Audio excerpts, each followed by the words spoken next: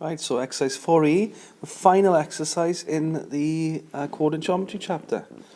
All right, and basically this is just going to use some of the stuff that you've done in the last exercise. It builds on exercise 4D, and it uses some C1 topics that you did. So, for example, you're going to have to remember how you work out where a graph crosses the x-axis, how you work out where a graph crosses the y-axis. All right. If you remember, when a graph is crossing the x-axis, your y-coordinate is 0. So you'd put y equals 0. When a graph is crossing the y-axis, it's when x is equal to 0. Okay. Later in the exercise, we're going to be looking at where two graphs intersect each other. All right. And if you remember, that topic is simultaneous equations. So you have actually done the work that you need for exercise 4E before. So this is a really good exercise to revise a bit of C1 for you. Okay, and because we're dealing with the equation of a circle, which has got powers in it, you're going to be looking at the non-linear simultaneous equations we did in C1, so the tougher ones. Okay. Right, so that's our first example. I'm going to find out where the circle x minus 5 squared plus y minus 4 squared equals 65 meets the x-axis. We've been solving questions like this with quadratics and cubics and all through C1. So remember, where the graph meets the x-axis is where y is equal to 0. Okay, so therefore that's going to give us x minus 5 squared plus 0 minus 4 squared equals 65. Okay, just shrink that down there. Now we want to try and make this question as easy as possible for us to solve, okay?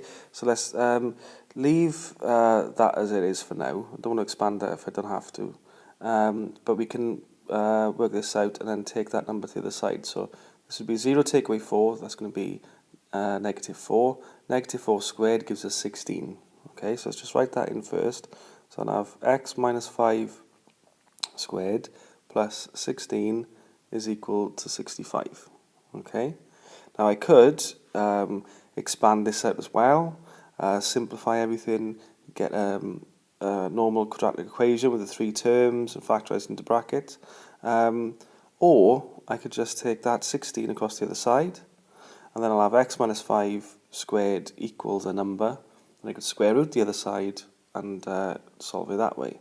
So it might be slightly easier doing it that way than the method I mentioned first of all. So before you just go on and start doing your algebra, and always just spend 30 seconds or so just thinking about the next step and trying to make it as easy as possible for yourself. Alright, so if you just shrink that there, so we do that first. So we do 65 take away 16, so that's going to be x take away 5 squared is actually equal to 49. So yeah, it's going to be dead easy to solve, isn't it? So if I square root both sides, I'll get x subtract 5 is equal to the square root of 49. Okay? And do remember, this is really important, that that answer is going to be positive or negative 7. So there's two answers that would get it as 49 if we squared them. So positive 7 times positive 7 gives us 49. And negative 7 times negative 7 would make a positive, so that would give us positive 49 as well. That's really important, right? And it's really important in this question because we are trying to work out where a circle crosses the xy axis. So imagine if our circle was drawn like that, for example. There's actually 2 points on that circle where it crosses the x-axis. So if you forget about this concept and you only have positive 7, then you're likely to be only picking up one of those, you're only going to be picking up one of those roots. You're going to miss the other one, okay? So that's really, really important. So just put an exclamation there, important, all right? So if we just carry on now then, so that if we take the negative 5 across the other side, that's going to give us x is equal to 5 plus or minus 7. Okay, so therefore our coordinates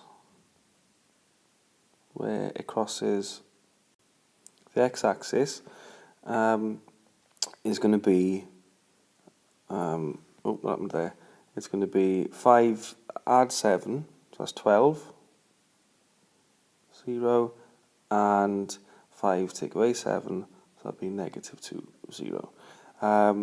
Okay, now in this question, it doesn't really matter, I don't think, if you give that as coordinates or if you give your answer as x equals 12 and x equals negative 2, because there's nowhere in the question where it's actually asked whether it wants the x values or whether it wants the coordinates. Do be careful though, because I think if in the exam it says find the coordinates where the circle was to cross the axis, make sure you do give them as coordinates. So to be on the safe side, I think as you are dealing with 2 coordinates, it just makes sense to give your answers 2 coordinates anyway. Okay? Right, let's do another question. I'm not going to do an example where we're working out where it crosses the y-axis, because it's going to be exactly the same as the one I've just done, apart from the fact you would substitute x equals 0 rather than y equals 0 if you wanted to find where it crosses the y-axis. That makes sense. So instead, let's just do this one. Now you've done questions like this one, so we in C1, so we want to find where the line y equals x plus 5 meets the circle blah blah blah. Okay, we've done questions exactly like this at C1, where you wouldn't have had a calculator, so they were slightly more difficult, just because of that, I think. And you just didn't know that that second equation was an equation of a circle. Apart from that, this is just a complete copy of what you did at C1. Okay, so we're basically, well, we've got a simultaneous equation, not basically a simultaneous equation, it is a simultaneous equation. We've already got our substitution there. We've got y is equal to x plus 5. So if we change that y into x plus 5, we then get an equation in x, and then we can just solve it. Okay, so if we start with that, our equation is going to become, first of all, x squared plus brackets. So the y is going to change to x plus 5. Take away 2 squared equals 29. So you want to show that substitution first before you do anything. Then let's just tidy this up. Now we are going to actually have to expand this time because we've got an x squared term out there. So we're going to need to group them together, aren't we? Okay. So unfortunately, we will have to expand this bracket this time. So 5 take away 2 is going to be 3 squared equals 29.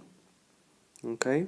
So if we expand that, that's going to be x squared. So remember that quick way of expanding a bracket squared is just to square the first term, multiply these two together and double it, and then square the final term. So that's going to be x squared plus 3 times x is 3x, double that is 6x, plus 3 squared, which is 9, that equals 29. Okay, so if we simplify that, that's going to give us 2x squared plus 6x.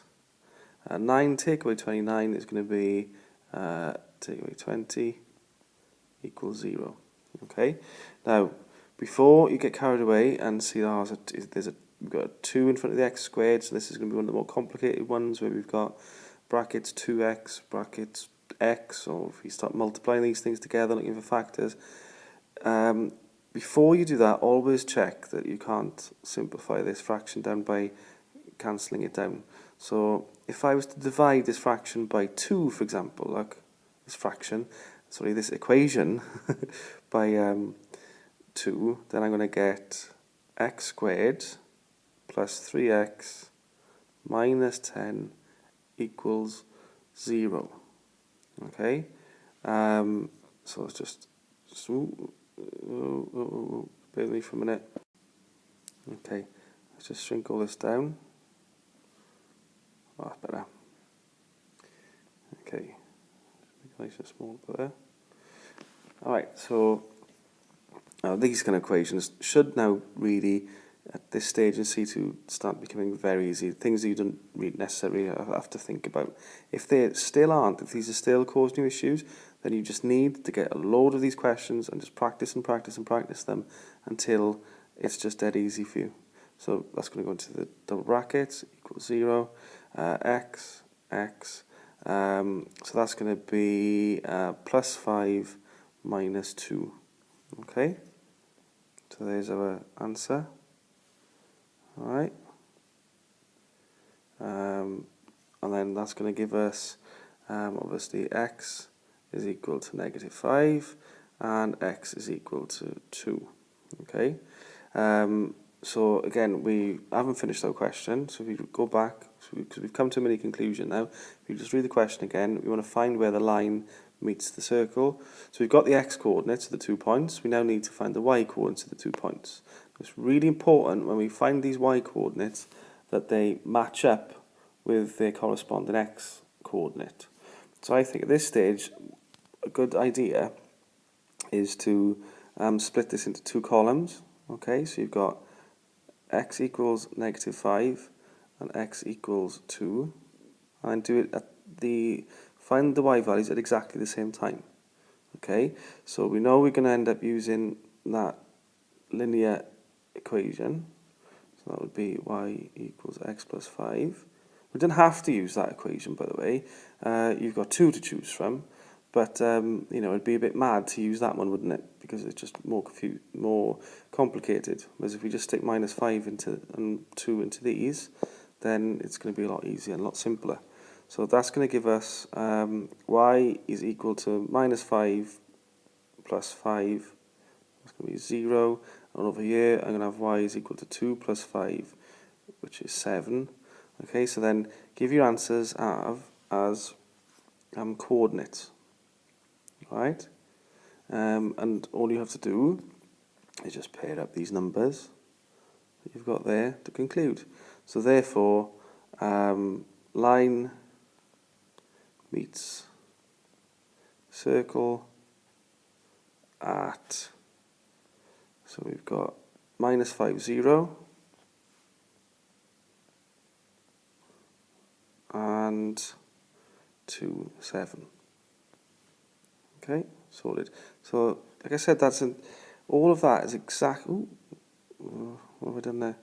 All of that is exactly the same as a question you were doing in C1. So all 4 years is it concludes chapter 4 for you, and it does a bit of C1 revision for you as well. How lucky are you?